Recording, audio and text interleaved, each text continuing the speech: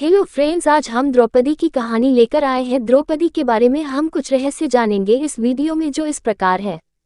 द्रौपदी महाभारत का वह किरदार, वह पात्र है जिसके बिना महाभारत की कल्पना भी नहीं हो सकती है।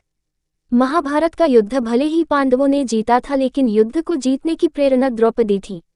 द्रौपदी वह ज्वाला थी जिसने अपनी मर्यादा और सम्मान की प्राप्ति के लिए कौरवों के खून से कुरुक्षेत्र के मैदान की प्यास बुझाई।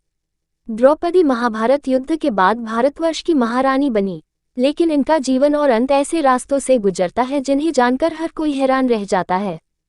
द्रौपदी महाभारत का वह किरदार, वह पात्र है जिसके बिना महाभारत की कल्पना भी नहीं हो सकती है। महाभारत का युद्ध भले ही पांडवों ने जीता था, लेकिन युद्ध को जीतने की प्रेरणा द्रौपदी थी। द्रौपदी वह ज्वाला थी जिसने अपनी मर्यादा और सम्मान की प्राप्ति के लिए कौरवों के खून से कुरुक्षेत्र के मैदान की प्यास बुझाई।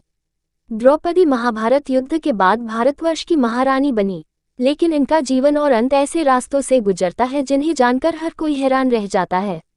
द्रौपदी को प्राप्त था ऐसा वरदान। धार्मिक कथाओं में द्रौपदी को दिव्य कन्या बताया गया है। इनका जन्म सामान्य तरीकों से न होकर हवन कुंड की अग्नि से हुआ था। इन्हें आजीवन कुंवारी रहने का भी वरदान प्राप्त था। इस वरदान के कारण ही द्रौपदी अपने सभी पतियों के साथ समान व्यवहार कर पाती थी। सभी पतियों के साथ पत्नी धर्म को निभाते हुए भी द्रौपदी हमेशा कुंवारी रहती थी।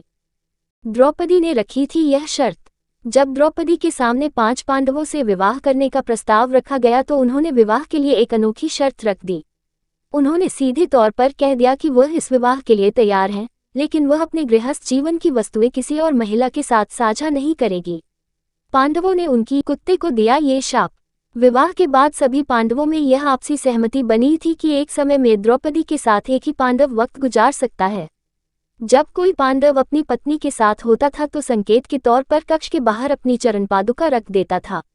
लेकिन एक दिन जब युधिष्ठिर द्रौपदी के साथ कक्ष में थे, तब एक कुत्ता युधिष्ठिर का जूता उठाकर ले गया। इतने में अर्जुन किसी कारण उस कक्ष में आ गए। सजा के तौर पर अर्जुन को वन में जाना पड़ा। द्रौपदी ने कुत्ते को शाप दे दिया कि तुम खुले में संबंध बनाओगे और दुनिया तुम्हें देखेगी। इस पति से था सबसे ज्यादा प्यार। द्रौपदी के 5 पति थे, लेकिन सभी में भीम से द्रौपदी का विशेष लगाव था। इसकी एक खास वजह भी थी। भीम ही एकमात्र ऐसे थे जो द्रौपदी के साथ होने वाले अन्याय के खिलाफ सबसे पहले आवाज उठाते थे। चीरहरण के समय भी सभी पांडव मौन सिर झुकाए रहे, लेकिन भीम ने विरोध किया। दुशासन वध के लिए प्रतिज्ञा भी भीम ने ली थी और द्रौपदी के प्रण को भी पूरा भीम ने ही किया था। शरीर त्यागने से पहले द्रौपदी ने भीम से ऐसा कहा था। द्रौपदी के बारे में भविष्य पुराण में कहा गया है कि वह पूर्व जन्म में एक विधवा ब्राह्मणी थी, जबकि कुछ कथाओं में उन्हें इंद्राणी और लक्ष्मी स्वरूप भी बताया गया है। अंतिम समय में 5 पांडव और द्रौपदी जब स्वर्ग जा रहे थे, तब पैर फिसल जाने से द्रौपदी खाई में गिरने लगी, लेकिन भीम ने हाथ पकड़ लिया। भीम द्रौपदी को बचा नहीं पाए, लेकिन शरीर त्यागते हुए द्रौपदी ने भीम से कहा कि अगर फिर जन्म मिले तो मैं फिर तुम्हारी पत्नी बनना चाहूंगी। भगवान कृष्ण ही थे उनके सच्चे दोस्त। द्रौपदी भगवान कृष्ण को ही अपना सच्चा सखा, साथी और भ्राता मानती थी। एक वही थे जो संकट के वक्त में द्रौपदी के साथ खड़े थे। उस भरी सभा में अनहोनी होने से भगवान कृष्ण ने ही बचाया था। जब दुर्योधन का भाई द्रौपदी को निर्वस्त्र करने का प्रयास कर रहा था तो भगवान कृष्ण की थे जिन्होंने उनकी रक्षा की थी।